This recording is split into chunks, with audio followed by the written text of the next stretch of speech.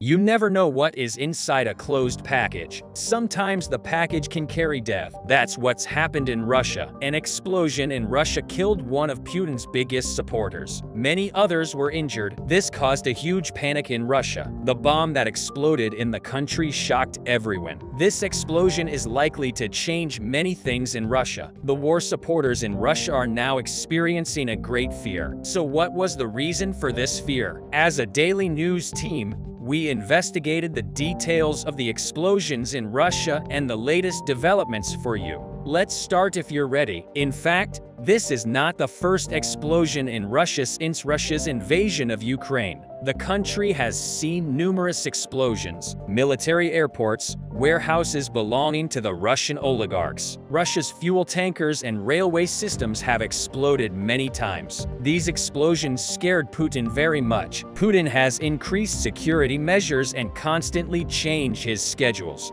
Extraordinary measures were taken all over Russia, but still, the explosions did not stop. Pro-war figures who supported Putin were the targets of these explosions.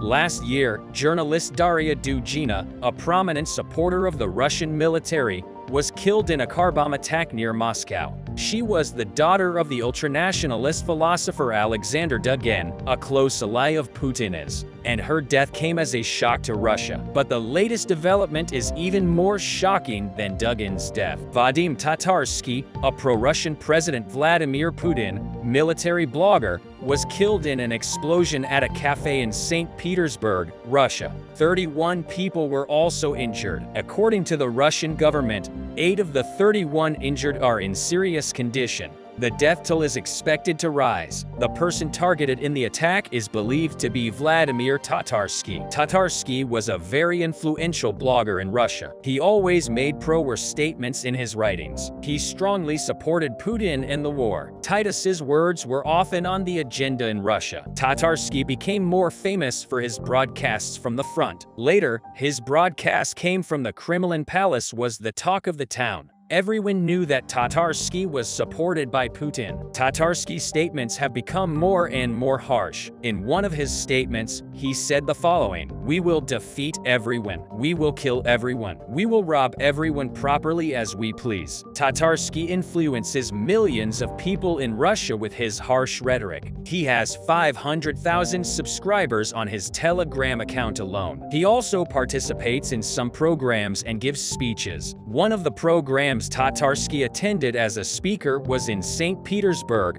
one of Russia's most famous cities. Tatarsky was very proud when he arrived at the hall. He was given a great deal of attention. He spoke with other pro-Putin propagandists. Then he was called to the stage. After a short speech, Tatarsky opened the box that was brought to him as a gift. Everyone was watching him at this moment. Tatarsky saw that there was a statue in the box. He joyfully took the statue and examined it. The people in the hall began to applaud him. Then he placed the statue back in the box. At that very moment, there was an explosion. According to experts, the statue in Tatarsky's hands contained a bomb. As soon as Tatarsky placed the statue in the box, there was a huge explosion and the cafe was completely destroyed. Those inside were injured. Other pro-Putin writers sitting in the front rows were also seriously injured by the explosion. And how did the box and the statue end up in that hall? Who were the perpetrators of Titus's death? Russia's investigative committee announced that a 26-year-old woman,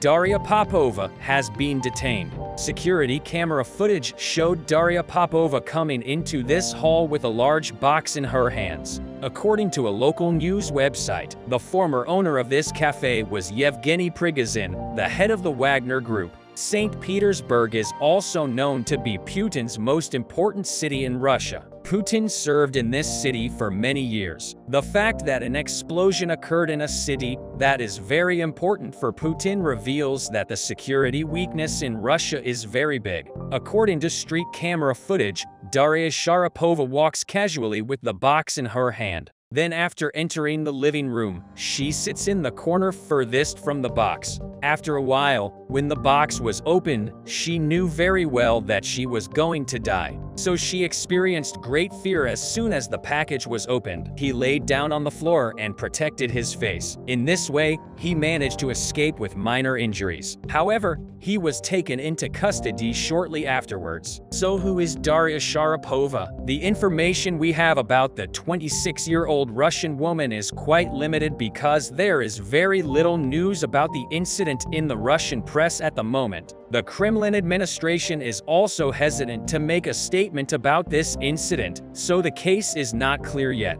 According to a report in the Russian press, Daria Sharapova confessed to the crime by crying. An inaudible recording of those moments were shared. However, many experts claim that it is highly likely that this recording was made under duress. Some claim that Daria is innocent and was manipulated by her attackers. However, the Russian government denies these claims. There is another reason why the news agencies in Russia are reporting very little about this attack. Now, all the pro-war writers in Russia are experiencing a great fear. Putin's supporters are canceling all their programs. Security measures have also been increased in Russia. All Putin's programs have been changed. Putin is experiencing great fear, according to reports from the Kremlin. Putin was very scared. Many things will change in the war. After this event, Putin called a meeting of Russian intelligence officers after this event. He was angry with the intelligence officers for this incident. Putin, a former intelligence officer,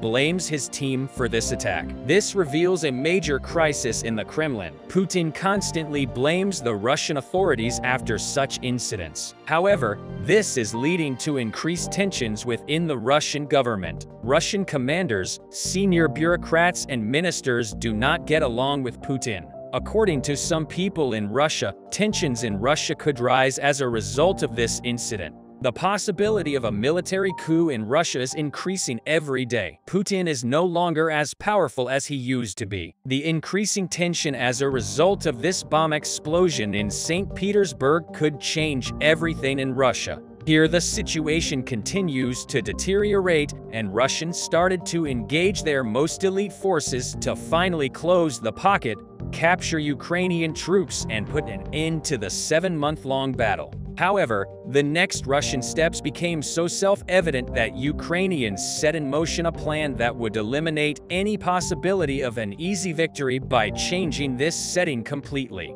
Last time I told you that Russians decided to overwhelm Ukrainians that are holding the flanks with a number of assaults. I also told you that this tactic gave them results and allowed them to get closer to Bogdanivka. The freshest report suggests that they were stopped by heavy artillery and mortar fire, which forced them to adapt and spread out. For this, Russians once again tried to establish full control over Dubovo-Vasilyevka and use it as a launching ground for their attack on Orhovo-Vasilyevka. But due to constant fire, it is virtually impossible to maintain a permanent presence in this village, which is why it is largely remains in a gray zone. Nonetheless, Russian had some success advancing along the tree belts, but only up to a certain point. The same concerns Russian advancement in the direction of Gromovo. They got closer to the tree belts in front of the highway. There is an active discussion as to what the Ukrainian command is planning and whether they controlled the situation in Bakhmut at all.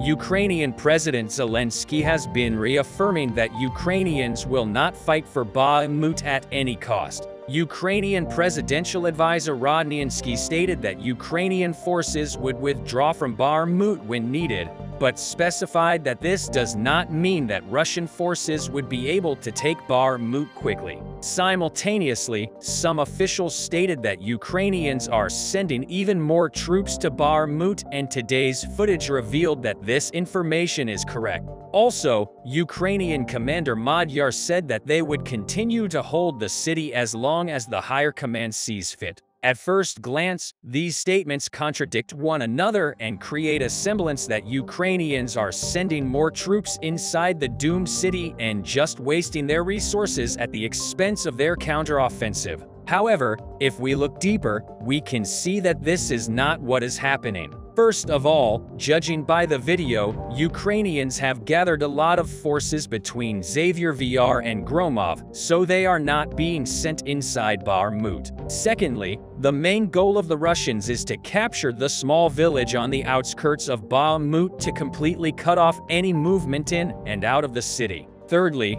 in order to achieve it, as reported by the Ukrainian commander of ground forces, Wagner forces are increasingly committing their most prepared assault units to offensives in this area. So as we can see, Ukrainians have assumed high ground positions in preparation for defeating Russians when they conduct a decisive attack. Judging by the videos, it is also clear that the ground in the lowlands is soaked with snow, while the ground on the hills is relatively dry, which gives the Ukrainians another massive tactical advantage. If Ukrainians succeed in defeating Russians in the battle for Kromov, Russians will suffer severe losses in the most elite personnel and will be forced to reconsider their plans. By reinforcing the flanks and establishing tight control over the hills around Josifar, Ukrainians are planning to make flank attacks not feasible for the Russians. Under such circumstances, Russians would be once again forced to resume battles inside the town, facilitating gradual withdrawal from the city as described by the presidential advisor. It is obvious that this is a very difficult operation, but if Ukrainians are successful in conducting it, then this will be indeed the best possible course of action for Ukrainians and the worst for the Russians. The Russia-Ukraine war continues. The eyes of the whole world are waiting for news from the ongoing war on the territory of Ukraine. However, apart from the war on the front, remarkable events are also taking place on Russian soil. Russian oligarchs reacting to Russian President Vladimir Putin are being assassinated one by one. The continuation of the war with continuous defeats after Putin's wrong moves and the sanctions imposed on Russia due to Putin's aggressive rhetoric have put businessmen in economic trouble. Putin's rhetoric on the use of chemical weapons in Ukraine had led to many sanctions being also imposed on Russia by other countries. Because of these pressures, Russian oligarchs started to react to Putin. Russian oligarchs expressed their reactions to Putin in their protests because if Putin continues in this way, he will drag his country towards bankruptcy. Putin continues to punish everyone who opposes him. The punishment of Russian oligarchs cost their lives. Many Russian oligarchs who reacted to Putin were assassinated. However, national lawyers have announced that they will take Putin to court for Russia's war crimes and crimes against humanity in Ukraine, including the assassination of Russian oligarchs. The war continues intensively on Ukrainian territory after the Ukrainian army increased its intensive operations. Pottsville came true. Putin is losing the war he plans to win in a short time with a great defeat. Putin, who realized that he could not succeed in the war, was afraid that the war would spread to Russian territory. After Putin's aggressive rhetoric, Zelensky became even more enraged and ordered a full offensive. Many Russian-occupied areas of Ukrainian territory were recaptured from the Russian troops and taken under the control of the Ukrainian army. After the clearance of the occupied territories, the Ukrainian troops continued their advance. Continuing their advance, Ukrainian soldiers entered the Kursk region of Russia before the soldiers advancing by land. The region was inspected with Bayraktar B-2 and their operation was organized in dangerous areas. It is not yet known how far Ukrainian troops will continue their advance in Russian territory. As the Ukrainian army entered Russian territory, a striking news came from the Russian capital, Moscow. Putin's chief advisor was found dead in his home. The constant deaths of people close to Putin have started to attract attention. It is wondered whether the reason for these deaths is that they are close to Putin or whether they are neutralized by Putin because they have Putin's secrets. Putin's chief advisor, who has been closest to Putin for years, was found dead in his home last night. This stunning news was much talked about in the Kremlin. Russian President Vladimir Putin has not yet made a statement on the subject. It is not yet known whether Putin's advisor was killed by the intelligence services of other countries or by Putin's assassination squads. Dozens of people known to be close to Putin have lost their lives since the start. In addition, the advisor was normally seen to be with Putin all the time, but he was not with Putin in recent days. The reason for this brought the questions of whether there was an incident or a discussion between Putin and his advisor. While Russia was dealing with the news of the advisor's murder, the Ukrainian army started to put pressure on the Russian army in the Black Sea. Hot moments in the Black Sea. Ukrainian naval forces are working to change the dominance in the Black Sea. Russia suffered another big loss in the Black Sea. The Russian Navy anchored off the Black Sea, but whose attack systems were targeted against Ukrainian territory was captured by a raid organized by Ukraine at night. The Russian Navy ship was captured by Ukrainian soldiers. Putin was outraged by this loss. The chapter of the Russian Navy ship, which he had been praising for years by Ukrainian soldiers, made Russia laughingstock.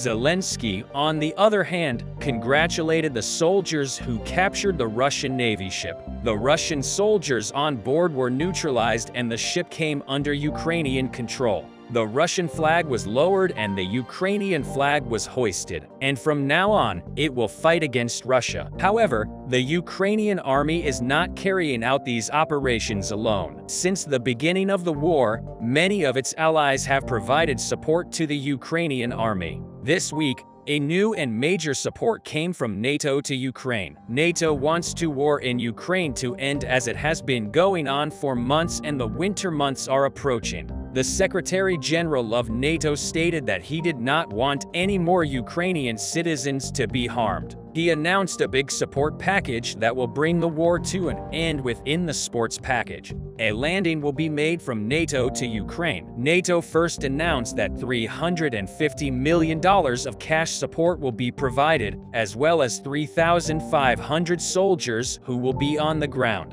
It also reported that air defense systems and unmanned aerial vehicle support will be provided to respond to Russian airstrikes. Although the Russia-Ukraine war has been going on for months, tensions have not eased. The clashes continue to increase. However, the Ukrainian army is increasing its pressure on Russia. On February 24th, Putin, who started the invasion attempt on Ukrainian territory, planned to capture Kiev within weeks without the need for major preparation. But things did not go as he wanted and he had to send more Russian soldiers to Ukrainian territory. He tried to cover the shortage of military personnel by promising men in prisons that their sentences would be lifted in return for a salary and if they returned alive. He tried to close the shortage of military personnel by sending Russian prisoners to the front. He promised that these people would be paid a monthly salary of $2,500. However, many people knew that Putin would not realize this. Russian prisoners accepted this offer to get out of prison and went to the front. Many prisoners died at the front. The rest say they have not been paid their salaries by Putin for months. Reacting to this, the prisoners laid down their weapons and started protesting against Putin in the face of both the prisoners' protests and Ukraine's intensive operations. Putin was helpless on the territory of Ukraine. Russian troops are not succeeding. Russian President Vladimir Putin, on the other hand, says that he wants to meet with the leaders of all countries and get mercenary soldiers if necessary. However, there has not yet been a country that provides military support to Putin. In addition, other country leaders are telling Putin that he must end this war. Putin is said to be very desperate in recent days because he could not find soldiers to fight on Ukrainian soil and withdrew military personnel. He appeared before the public and made another statement. For the first time put an approach to Russian people in a moderate and soft way and asked them to support both Russia and Putin. He asked the Russian youth and Russian men to support him one last time and to join the army. Putin said he urgently needed 20,000 soldiers. However, the majority of the Russian people no longer support Putin and want him to step down. That's why almost no one took up the offer to go to the front.